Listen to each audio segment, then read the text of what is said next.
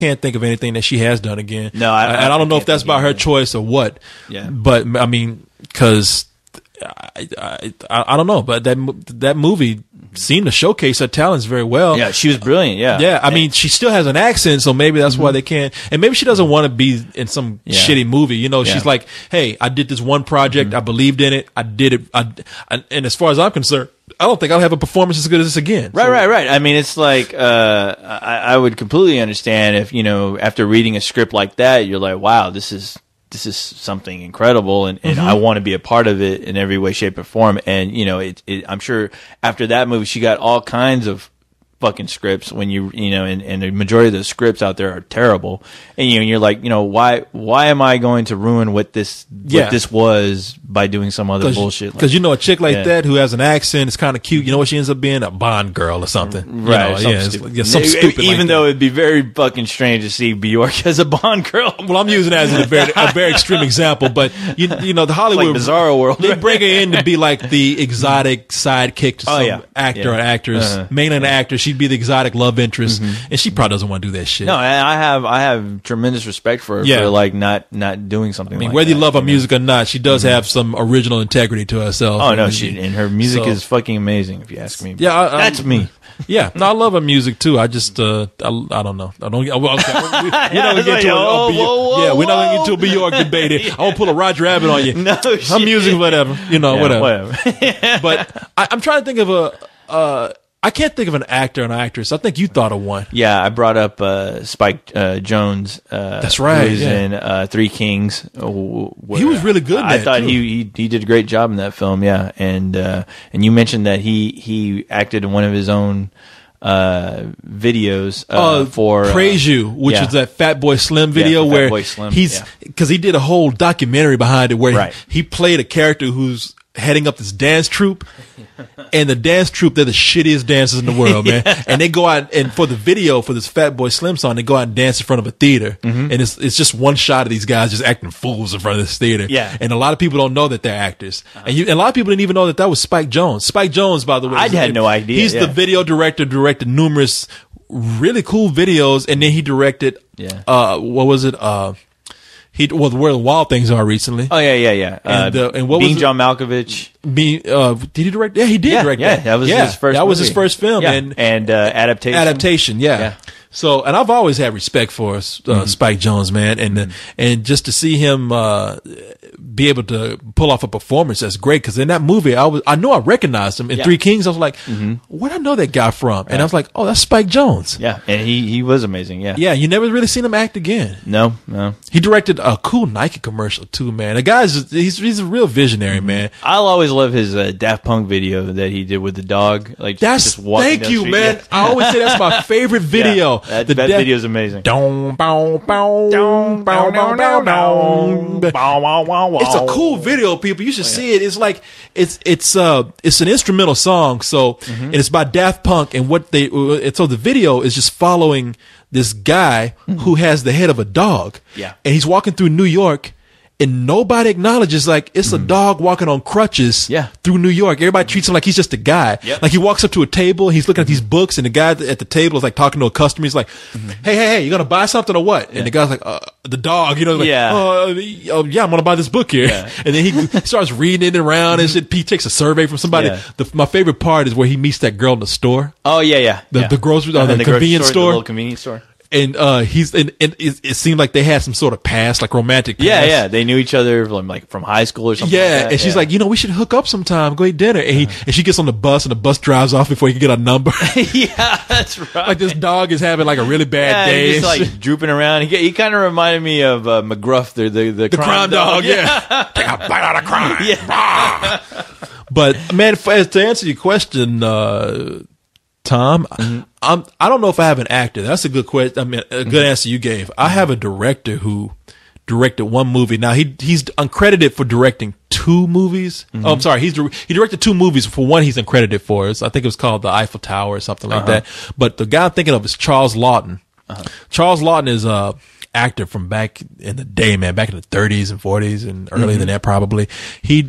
A lot of older members will probably know him from a movie called Mutiny on the Bounty. And that's his line in there. Yeah. This is mutiny. He's like a big chubby guy, Yeah. but he directed this movie called Night of the Hunter. Oh, which, yeah. You were telling me about that. Yeah, Sounds awesome. I need to see that. Robert Mitchum is in the movie. He plays like this creepy preacher who's chasing down these two kids, and you know that he's going to kill these two kids when he finds them. If you've seen Do the Right Thing, there's a part in there where the character Radio Raheem he's telling his whole story about love kicked the shit out of hate, like kicked hate's ass, and he's in the way he's describing it. I think he either has, I think he's wearing rings. Yeah, he's wearing one ring that says love, and another ring on his knuckles that says hate, and he's describing the story about love, the war between love and hate. It's taken from that movie. Night of the Hunter, where Robert Mitchum has love and hate tattooed on his knuckles, and he's telling the same story, and it's like, okay, wow, shit, all right. I can see cool. Spike Lee ripped this motherfucker off right here, but if Spike Lee's ripping off that movie, I need to see it. but it's a cool movie. It's shot in black and white, and it's almost like a dream. This movie it's so weird, and this guy Charles Lawton, I don't. After that, he directed nothing else. That was it. That was it. Yeah, Hey. and it's Good for him, though. It's a highly praised movie, and Yeah. that was once he did that, he was like, "Fuck it, I'm done." Yeah, because sometimes I wish certain directors would only do their one great film and then just move on And just get the hell out, 'cause yeah. it's always depressing when you see a director do about a couple of films that are really great and then they just turn into mediocre, forgettable directors as far as the rest of the movies their movies are concerned. Yeah, no, I hear you. Let's see. Joseph. We answered his question. Joseph says, Corey, you want to fuck my thoughts. That just sounds nasty. That just sounds nasty. I mean, come on, You're man. gonna catch something, Corey. You better wear a Jimmy hat. Come on, man. Have some You class dealing with about that, it. You dude. know, just make Classy, it seem, not trash. Yeah, make it a little appeasing to me. Don't just stick your ass out like a whore and give it to me like shit. that. Don't put your thoughts out there like that. This, Wanna fuck? Let me take your thoughts out to dinner a little bit first and have a little conversation with it. Okay. Wine and dine, Corey, before you bang him in the ass. Yeah, come on. Well, this ain't no bridge and tunnel thoughts I'm trying to fuck right here. Okay. Joseph says, what is your take on all the negative criticism directed toward James Cameron's new film Avatar? Well, we just answered that a little while ago. It seems everyone's category is criticizing the movie due to either the abundant use of CGI in the film or that the trailer gives too much away and that the story is nothing original.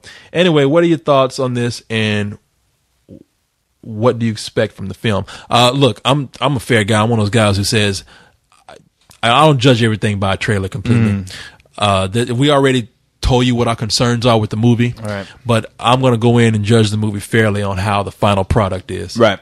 And everyone should. Because like I said before, like when I went with Hy to go see the 15 minutes of footage that they had at the IMAX, and when we walked out of there, we were both very underwhelmed with what we saw. Yeah. But at the same time, I'm like, well, how else can we think about what we saw, and not have that feeling, only because we didn't know the context of the story, what was going on. We just saw some clips, and we were like, okay, that's interesting. It's pretty to look at, but I can't judge it because I have no idea what the rest of the film is. Yeah. It's like taking about a 2-minute sample out of a song and just somebody going, okay, what do you think? And I don't think anything. It's not complete.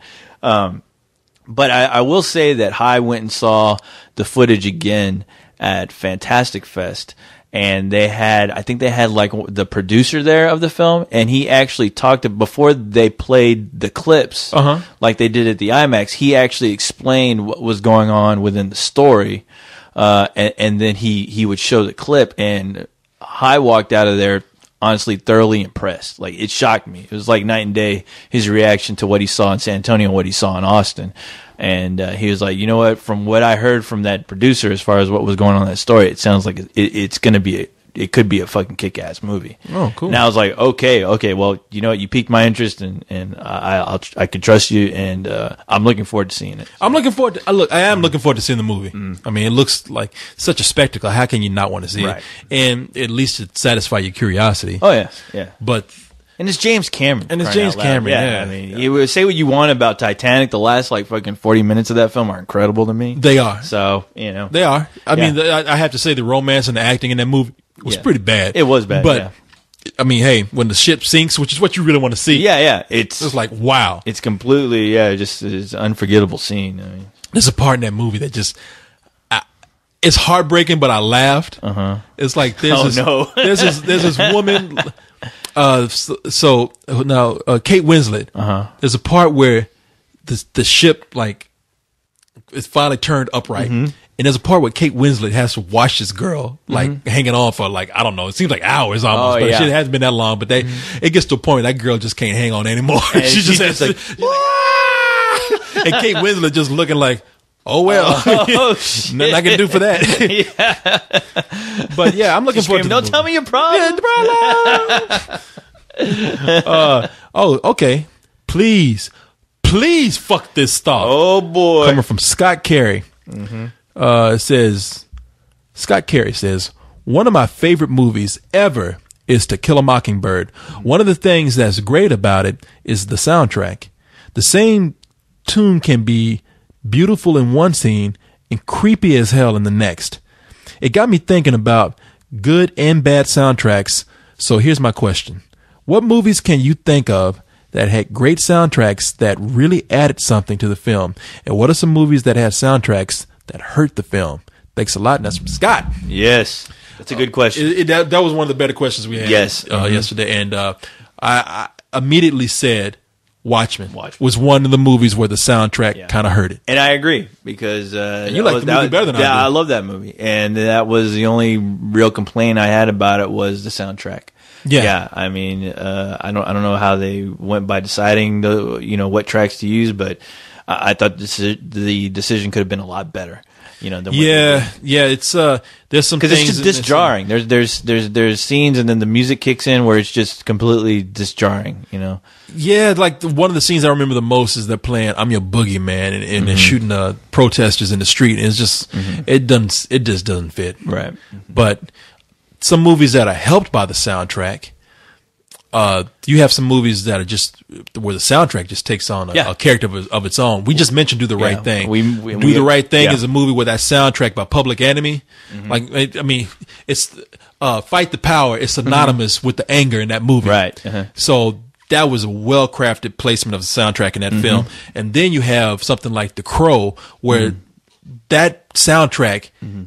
It's a very plain, simple revenge story, almost kind of dumb, but that soundtrack not only helped the mood of that film, but if you take the movie away, that soundtrack tells a story of that film. Oh yeah. No, I mean, and not very straightforward. I mean, no. I mean, it does its job as far as whenever I hear that soundtrack by itself, I automatically, like, the scenes in that film just rush to my head. Like, I can play the whole film in my head just by listening to that soundtrack, and it works. Yeah.